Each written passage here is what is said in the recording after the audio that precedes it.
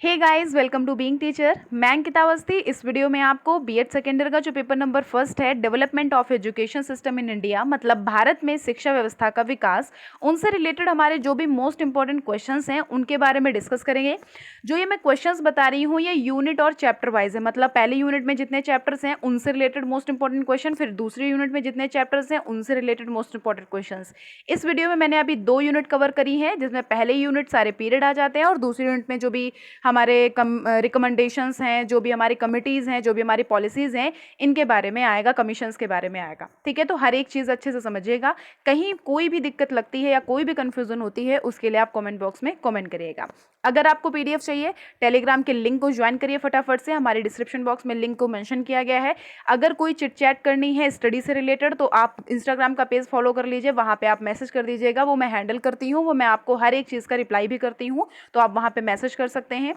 जैसा कि आपने देखा होगा कि जो 4th पेपर का एग्जाम हुआ था उसमें मैंने जैसे आपका आज के दिन एग्जाम था तो मैंने सुबह में 3-4 बजे वीडियो अपलोड किया था, क्योंकि टाइम थोड़ा ज़्यादा लग गया था, आपके पास पढ़ने का टाइम बहुत कम था और उसमें से बहुत सारे क्वेश्चन पूछे गए थे, आप लोगों ने खुद ही बोला था। ठीक है, बस उसी से रिलेटेड मैंने ये एनालिसिस किया है क्वेश्चंस पे, और ये भी बहुत इंपॉर्टेंट क्वेश्चंस हैं। हर एक क्वेश्चन पढ़ लीजिए, मोस्ट प्रोबेबली इन्हीं में से क्वेश्चंस आपके पुटअप किए जाएंगे। जो भी थ्योरेटिकल आते हैं कि जैसे जो हमारा वर्धा शिक्षा योजना है, ये सारी चीज़ें जो इसमें है, इसमें किस तरह के उद्देश्य थे, किस तरह की पॉलिसीज़ बनाई गई थी, इन सब तरह के जो क्वेश्चंस हैं ये सब तो आप लोग खुद ही कर लेंगे कि जो माध्यमिक शिक्षा है और प्राथमिक शिक्षा है इसमें क्या है, कितने साल के बच्चों को इसमें शिक्षा प्रोवाइड करी गई थी, ये सारी चीज़ें तो बहुत बेसिक सी चीज़ें हैं, कॉमन सेंस वाली चीज़ें हैं, ये सब आप कर लेंगे।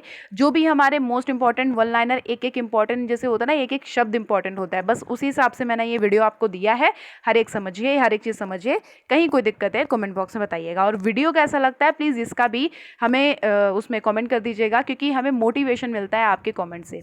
ओके, तो चलिए हम स्टार्ट करते हैं पहले क्वेश्चन से। ये हमारा पहला चैप्टर है जो है वैदिक पीरियड, पहले यूनिट का। सबसे पहले क्वेश्चन है इसमें, भारतीय शिक्षा का प्रमुख ऐतिहासिक साक्ष्य क्या है? वेद है। वैदिक काल में गुरुकुल प्रणाली थी। वैदिक काल में कौन सी प्रणाली थी? गुरुकुल प्रणाली। अविवाहित छात्रों को ही गुरुकुल में प्रवेश मिलता था। जब गुरुकुल के बारे में तो पता ही होगा, ये सब आप लोगों ने, एक मोहब्बतें मूवी भी आई थी, उसमें भी गुरुकुल के बारे में बहुत अच्छे से एक्सप्लेन करके उन लोगों ने बताया था। तो गुरुकुल के बारे में सभी को पता होगा, शिष्य और गुरु के बीच में जो भी संबंध होता है बहुत अच्छा संबंध होता है उनसे रिलेटेड। तो इसमें क्या होता था, गुरुकुल में जो भी जिनकी शादी नहीं होती थी उन्हीं छात्रों को एडमिशन मिलता था। फिर क्या है कि गुरु गृह में शिक्षा की अवधि 24 वर्ष की आयु तक होती थी, मतलब 24 वर्ष तक की आप वहां पर पढ़ सकते हैं। और फिर क्या होता था कि 24 वर्ष तक की आप अपनी शिक्षा को ग्रहण कर लीजिए, उसके बाद 24 वर्ष के बाद क्या होता था, आप अपने गृहस्थ आश्रम में प्रवेश कर जाना होता था। ये 25 साल में आप मतलब अपने गृहस्थ आश्रम में अपने जुट जाते थे, अपने गृहस्थ आश्रम में वापस जाना पड़ता था आपको। ठीक है, यही चीज़ याद रखिए। अब देखिए, जो 12 वर्ष तक अध्ययन करते थे, 24 वर्ष तक करते थे, 36 वर्ष तक करते थे और 48 वर्ष तक करते थे, उनको क्या बुलाया जाता है? ये क्वेश्चन इंपॉर्टेंट है, पूछा जा सकता है। तो 12 वर्ष वालों को स्नातक, 24 वर्ष वालों को वसु, 36 वर्ष वालों को रुद्र और 48 वर्ष वालों को आदित्य। अब 6 नंबर क्वेश्चन है कि प्राचीन काल में मौखिक रूप से शिक्षण किया जाता था। कारण सबसे पहले याद रखना है कि मौखिक रूप से शिक्षण किया जाता था, क्योंकि क्वेश्चन आपको मैंने ये ऑब्जेक्टिव में भी बताया है। क्योंकि देखिए, जो एमसीक्यू का हमारा ये इजी नोट है, इसमें बहुत ही एरर चीज़ें दी हुई हैं, बहुत एरर आंसर्स दिए हुए हैं। तो ये पहले मैंने आपको डिस्क्राइब तो किया था, बट वो उसका जो हमारा जो भी क्वेश्चन आप लोगों ने बताया थे गलत है, तो उसका भी वीडियो आपको अलग से प्रोवाइड कर दिया गया था।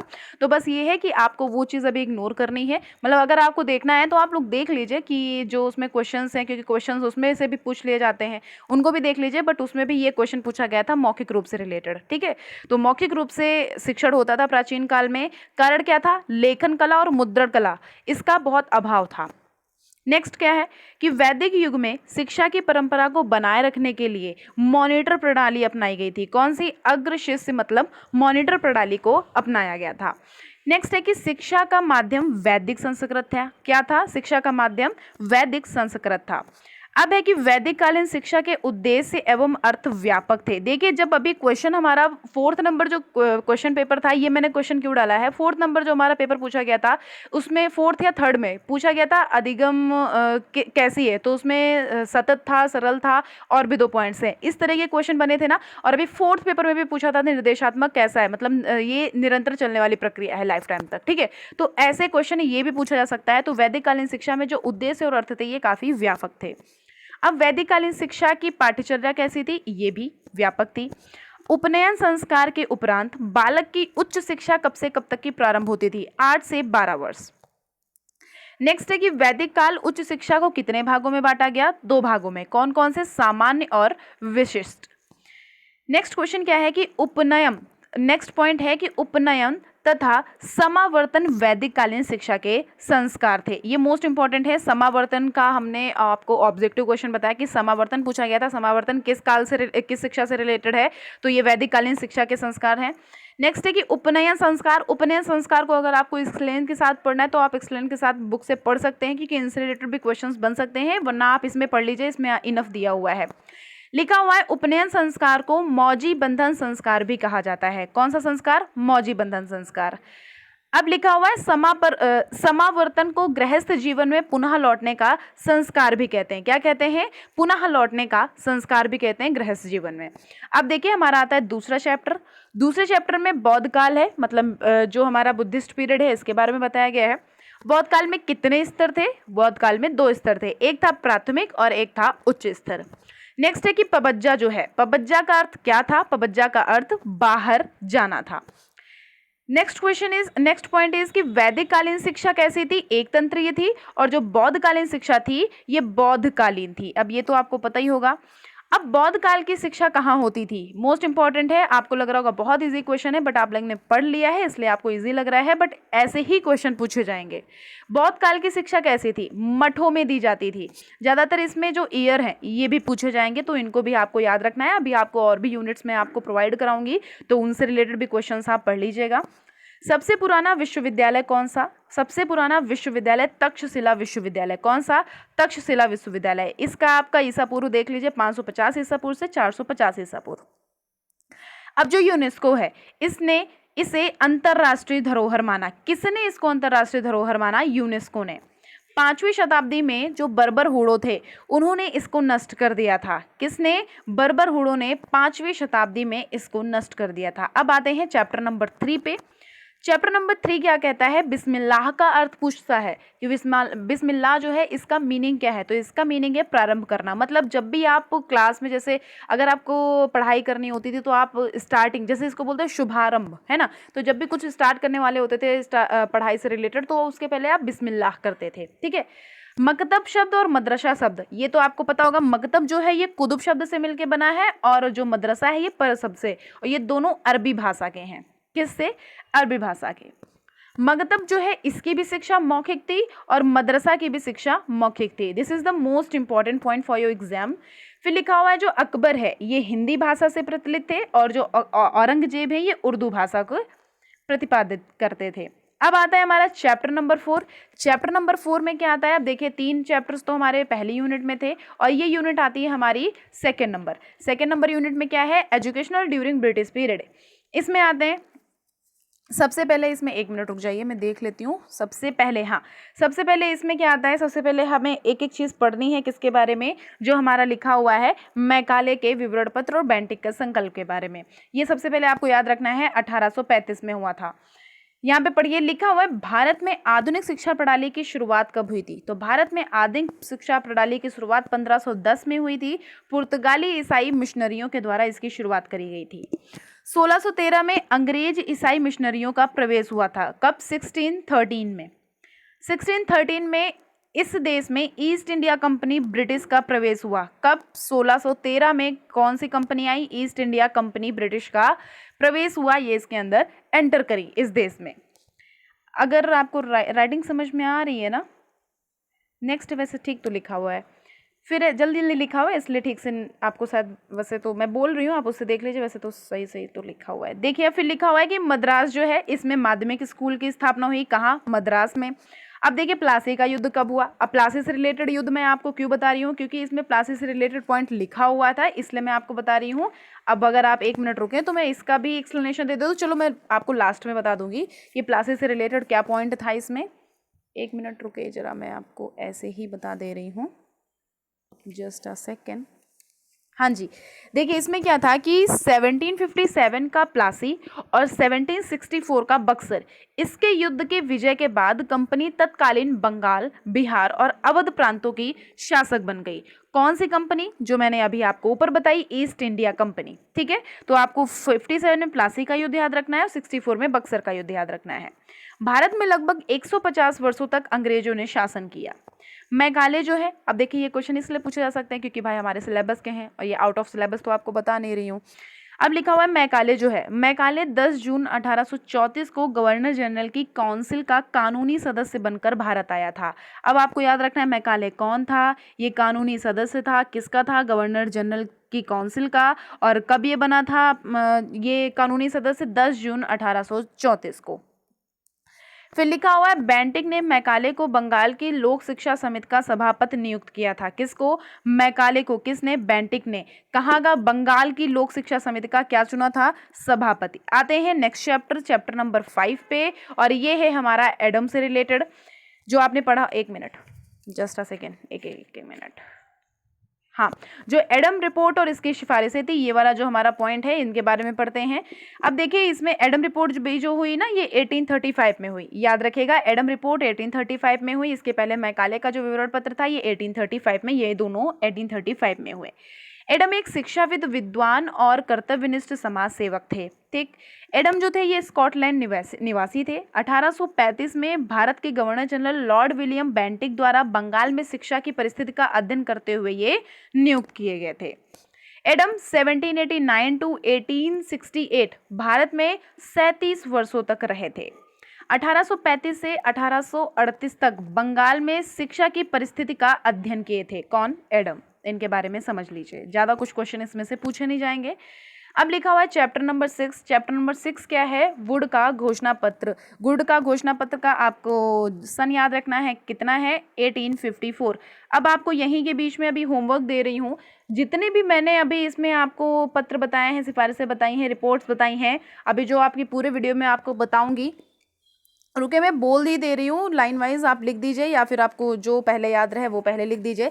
देखिए सबसे पहले आपको Lord Macaulay, Charles Wood dispatch, Hunter आयोग, सैडलर आयोग, हार्टोग आयोग, वर्धा आयोग, सार्जेंट आयोग, राधाकृष्णन आयोग, विश्वविद्यालय अनुदान आयोग, आप लिखना चाहते हैं तो लिख लीजिए, मुदालियर आयोग, कोठारी आयोग, राष्ट्रीय शिक्षा नीति, लॉर्ड कर्जन, एडम रिपोर्ट और गोखले बिल।